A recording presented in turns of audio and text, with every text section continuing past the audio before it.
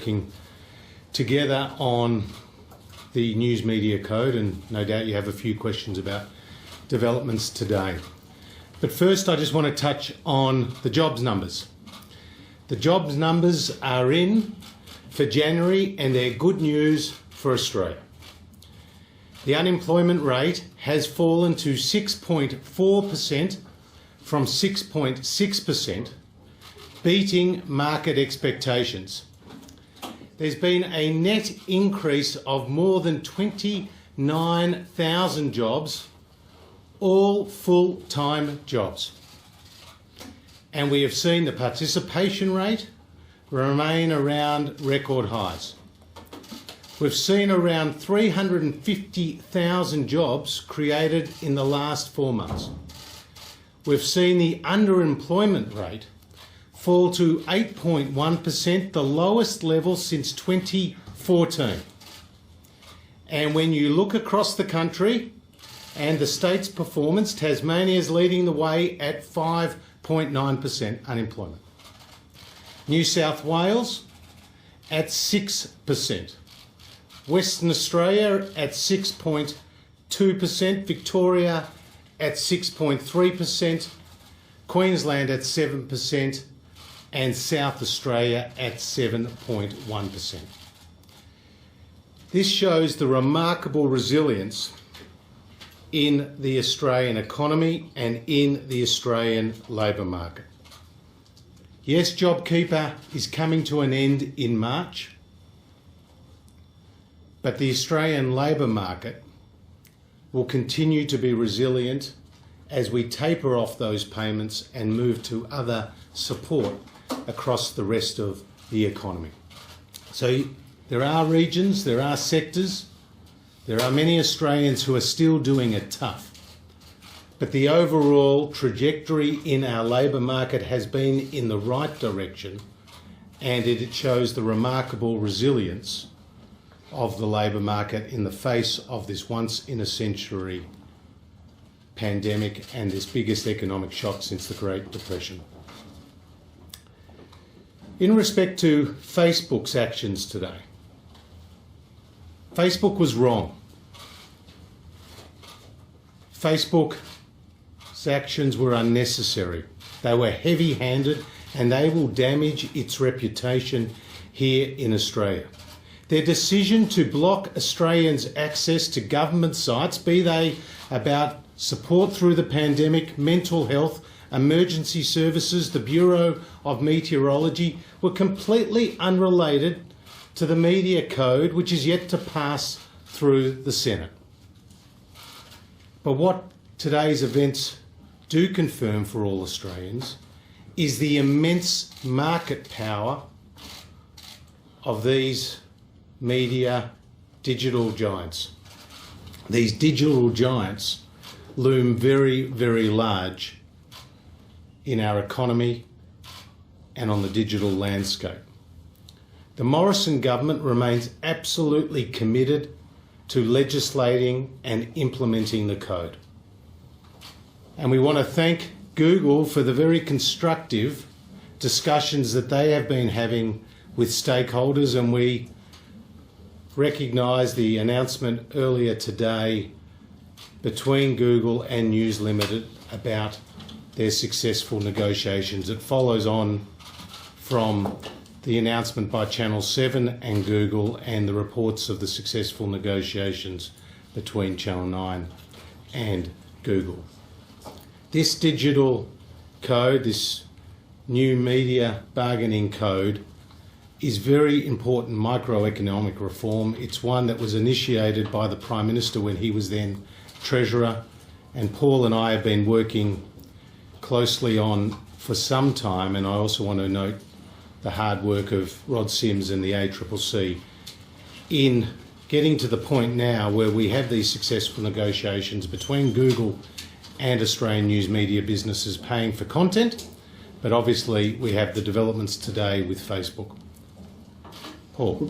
Thank you, Treasurer. Just to add to your comments, of course, this is a process that's been underway since the Digital Platforms Inquiry commenced, based upon very thorough public policy work. And we've been very clear all the way along that we certainly want Google and Facebook to stay in Australia, continue to be important parts of the digital economy here. But at the same time, if you're doing business in Australia, you need to comply with the laws of the made by the elected Australian Parliament.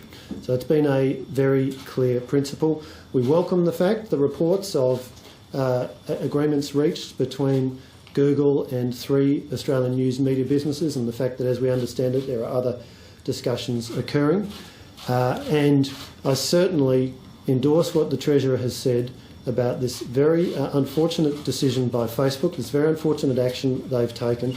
What they're effectively saying to Australians is, you will not find content on our platform which comes from an organisation which employs professional journalists, which has editorial policies, which has fact-checking processes. They're effectively saying you will not find information that meets those standards of accuracy on our site. That seems a very surprising position, and one that is unlikely to be in the long-term interest of their brand. And of course the community impact of this is very significant. Of course, as the Treasurer has said, the fact that there are organisations like state health departments, fire and emergency services and so on who have had their Facebook pages blocked, that's a public safety issue. I've spoken to Facebook this morning and said the government expects them to restore those pages as quickly as possible. There is great responsibility that comes with being a platform that, as the Digital Platforms Inquiry said, has over 17 million Australians visited every month. And I've spoken this morning to the operator of North Shore Mums, which is a well-known Facebook page in my own electorate, and like a number of similar services around Australia, her Facebook page has been blocked, and that is of significant concern. So we are very clear that we think this is the wrong action by Facebook, and of course we're very clear on the proposition that we're going to legislate the code. We've been talking to stakeholders all the way through, including Google and Facebook, and we'll continue to do that, but that principle is very clear. Treasurer, were you blindsided by this decision today? You most recently spoke to Mark Zuckerberg on the weekend. So do you, you said that those discussions were constructive. Were you blindsided this morning when you woke up and realised this is what Facebook had done?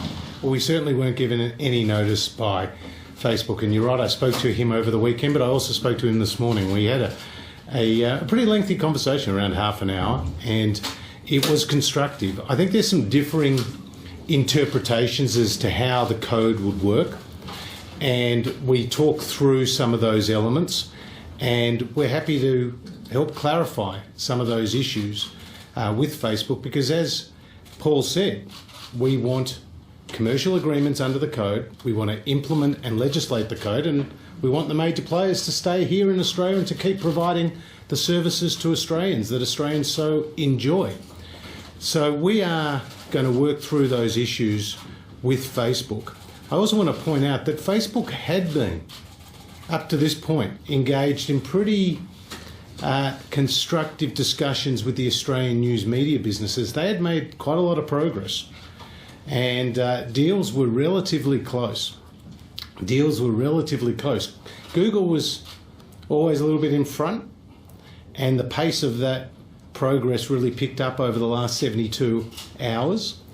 But the Facebook had made significant progress, and they are committed to paying for content, and they did tell me that they like being here in Australia. So we will look at their actions today. We'll hear from them in the coming days, and we'll see if we can find a pathway forward. But the Morrison government's position is very clear. We will legislate this code. We want the digital giants paying traditional news media businesses for generating original journalistic content. This is critical to sustaining public interest journalism in this country, and this is world leading. Sorry. We'll get through it. If you're having constructive conversations about this and you felt like deals were close between Facebook and the media organisations, potentially the government on kind of where you were moving with this, what went wrong overnight? Why did Facebook do this now? Well, they saw the passage through the House of Representatives of the legislation yesterday. It hasn't gone through the Senate. They saw the passage of the legislation through the House of Representatives. And they interpreted some of the provisions in a specific way. Now, they've clearly made public their concerns about the code as it stands. We will work through some of their issues, as we did over the weekend with the Prime Minister, with Google. And we were able to provide some clarifications and some technical amendments which we moved through the Parliament this morning with bipartisan support. So let's see where it goes. But Facebook is in no doubt that we're committed to the code, but also we would like to see them here in Australia. But I think their actions today were unnecessary and wrong. What's the message and advice then to not only the Australian public but to government agencies? Are we too reliant on Facebook now? Well, I'm sure Paul will want to add to this, but Facebook is a part of the broader media digital landscape. Many Australians rely on Facebook for their information that may be very important, credible information about government services and the like. So it does show you how integral they are to the provision of news. That being said, they should also pay the traditional news media businesses for generating content. Look, I'd agree with that comment, and the only thing I'd add is it's a very dynamic environment. We've seen, all of you working in the media business have seen enormous changes, an extraordinary rate of change, and I do make the point that people move and adjust if services are withdrawn or change in the way they're delivered. And I'm sure Facebook would be conscious of that as well, that by withdrawing services, they're doing themselves commercial damage, and I'm sure they're thinking about that very carefully. Treasurer, will Google be exempt from the code now that it has struck deals with the major news organisations? I don't want to preempt decisions around the designation process. What I've said consistently, privately and publicly, is that if commercial deals are struck, that changes the equation. And I'm not talking just about commercial deals with Channel 7 or Channel 9 or News Limited. We're looking for a broader range of deals, including with the regional players and the smaller players. And as I understand it, that is what is happening. Jonathan? You said you spoke with Bucks and Wood this morning. Is what's happened overnight brinkmanship? And does he and Facebook want changes, amendments to what is before the Senate now? Well, again, he did explain to me that they had concerns with aspects of the code, and it goes to the interpretation of some of its elements, and he will come back to me with some more considered views, and we'll listen to him and discuss that with the Prime Minister and with our colleagues, and we'll make decisions then. But we are committed to the code. We have passed it through the House of Representatives, but at the same time, we're happy to engage in this discussion. If this standoff can't be resolved and the code does become law, will it still be able to be applied to Facebook so that media companies can seek payment from them, or is it just a redundant process then? Again, I don't want to get into the realm of hypotheticals right now, because what we have is a code that's before the Parliament that is yet to pass. What we do know is that there has been successful negotiations, really world firsts, between Google, a giant company with a massive global presence, and Australian media businesses, and that's a good thing. With respect to Facebook, they were pretty well down the pitch, and they had entered into good faith negotiations with the media businesses. These actions have come at the 11th hour, and we will see what transpires over the period ahead. Treasurer, Facebook's shown in the past it doesn't seem to care about its reputation. It's done very little, for example, to stop pedophiles from using its messenger service. What makes you think that they won't just leave the news market altogether in this situation? Well, I'm sure Paul will want to talk to this as well, because we have taken on the digital giants, and the Prime Minister's played a leadership role through the G20 about the dangerous content that's being posted and the importance of regulating that. I've said before on Insiders a few weeks ago, I said when I was put to me that Google had threatened to leave Australia. And I said I didn't dismiss those threats, but we weren't intimidated by them either. And that still applies to Facebook. Having spoken to the Prime Minister this morning, Paul and I know that the government's resolve remains very firm and very strong. Treasurer, on Facebook's response this morning, to follow up John's question, Facebook's response this morning was claiming that the law does not provide clear guidance on the definition of news content, and that they have had to take a broad definition to respect the laws as drafted. Do you believe that's correct? Do you believe that the definition could be tightened? And on a second point, if I could, we've seen health departments, we've seen government agencies caught up in the Facebook block. Are you concerned about how this might affect the vaccine rollout, for instance, misinformation around vaccines, information of how people can get vaccines once they're available? Well, I think these are very serious issues as to the ability of Australians to access credible information here. We're talking about government sites, and that is why we welcome Facebook's latest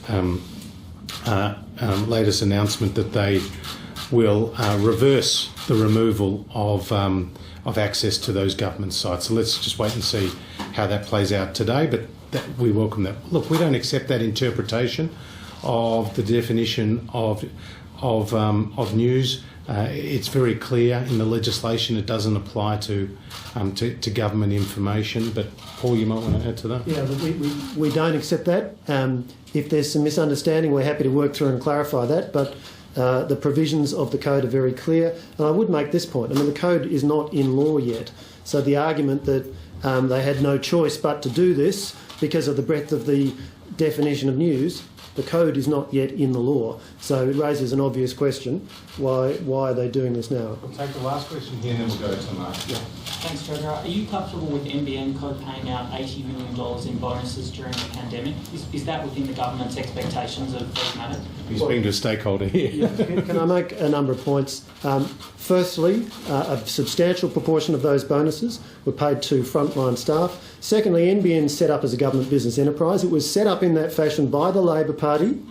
We inherited those arrangements, and as part of being a government business enterprise, it employs people on business terms, and it needs to compete in the marketplace. Now, I should also add that the Finance Minister, Senator Birmingham, has written to all GBEs, including NBN, to remind them of the government's desire to see constraints on salary increases and ask them to respond, all GBEs, ask them to respond in terms of what are the implications of that in terms of at-risk remuneration. My office has communicated with NBN this morning just to remind them of that. Mark. Treasurer, in your conversation with Mr Zuckerberg, I think you said he was going to detail the legislations, obviously across what's happened to us, going through the line items. So are you confident that you can get an agreement from him on those issues, that we're going to get some sort of agreement? Time will tell. Secondly, another point, Facebook obviously knew you were going to respond the way you responded today. They probably expected you to go out hard, frankly. So they don't really care what governments do. They think they're bigger and tougher than governments. Are you tough enough to stand up to Facebook? Well, we've stood up to the digital giants so far, Mark, and that's why we're here today with deals that have been struck with news media businesses that are going to help sustain Australian journalism. I took their threats pretty seriously, but we didn't budge. Prime Minister didn't budge. The Australian government makes laws for Australians, and we want the rules of the digital world to replicate the rules of the physical world. So we've been sticking to our principles and we've been sticking to our guns, and that's why you've actually seen movement with Google. With respect to Facebook, they've made their actions pretty plain today. We'll see if we can reach some clarifications and get them back to the table and keep them providing their service here in Australia. But our commitment, our number one commitment, is to legislate this code. In your conversations with Mark Zuckerberg and others, Facebook and perhaps the Minister answered this one as well, have they ever intimated their fear that what happens in Australia becomes something that happens elsewhere in the world? So it's the fear of precedent. And also, can I just ask a question? I admit it's got a bit of self-interest. When it comes to the ABC and the code, you said this morning that, Minister, that it wasn't your intention to dock any money that goes to the ABC should they strike deals with Google or Facebook. Intention's one thing, but do you pledge not to do it? And I'll ask the same question of you, Treasurer. Well, Andrew, can I congratulate you for assiduously asking the question that every ABC journalist asks? I've been asked this by a lot of ABC journalists. I repeat the point, we've been very clear. Any proceeds that the ABC receives under the code are not going to be debited from, lead to a reduction in the funding that the government is otherwise providing to the ABC. Yeah, well, it's fair to say the eyes of the world are watching what's happening here in Australia in real time. I've had calls from my counterparts in other parts of the world very interested in developments here with our code. There's no doubt the work of the ACCC, which has been over more than a couple of years, has been world leading. So other countries are watching, but also Google and Facebook and other digital giants are very focused on what it means as far as a precedent goes for other countries, and I think that's part of the reason why the heads of these organisations have been so engaged. Could I ask one from each? For the Minister, will the government beef up its code of conduct on misinformation on social media so that it's mandatory rather than a self-regulation model? And for the Treasurer, are you worried that the Nationals' backbench freelancing on energy policy is an attempt to destabilise Michael McCormack's leadership? Well, let me go first. Well, Michael McCormack's proven to be a very resilient leader of the National Party, and the National Party and the Liberal Party have worked very effectively together in coalition under Scott Morrison and Michael McCormack. With respect to energy policy, it's a pretty complex area, as I know. If I took off my jacket, I could show you the scars from being the energy minister. And there are lots of different views. There are lots of different views. But the great thing about being a member of Parliament is you have an opportunity to air your views. So let Angus Taylor, as the responsible minister, deal with those issues. But when it comes to the bill before the Parliament, obviously that's about setting up a reliability fund. We have a very strong track record of lowering energy prices, of getting a more affordable system, a more reliable system, and I think that is helping Australians pay less for their power bills. Did you want to say? Just on the disinformation code, so it's an ACCC recommendation that we develop a voluntary code working with the sector. That's the model that's been used in the European Union. That code will come into effect shortly, and the Australian Communications and Media Authority will report to government by 30 June on the effectiveness of that code. If there's a need to use stronger powers, then we're certainly prepared to do that. John. Treasurer, how do you respond to the concept that Facebook is concerned about the non-differentiation code clause in the legislation, and that if it develops new products, services, or changes its newsfeed product, that it could be forced to renegotiate deals with news publishers under the code, and it's concerned it doesn't want to have to keep renegotiating these deals? How do you respond to that? Yeah, well, we don't share that interpretation, and obviously that is, you're right, one issue that they've raised with us. It's been a pretty long process, Paul, in putting together this code. It started off as a voluntary code, then it became a mandatory code. We originally had one-way value exchange, now we've got two-way value exchange. The final offer arbitration model has been heralded as an important aspect of this code, and so too with the non-differentiation or non-discrimination clauses that are put in place. I think one of the misapprehensions about how this code would operate is that somehow the digital giants have to strike hundreds of deals. That is not the case. We have a pretty concentrated media market, but what we also saw in the submissions to the code's development was that a number of the smaller players came together and put in a joint submission. So too, that can work in terms of default offers being... And viewers on ABC TV are leaving us. You can, of course, keep up to date with all the latest news over on the ABC News channel.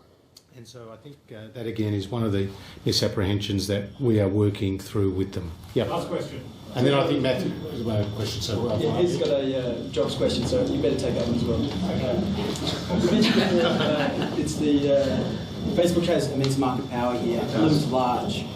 Outside this bargaining code, are you considering extra regulation or broadly anything else with regards to Facebook's market power?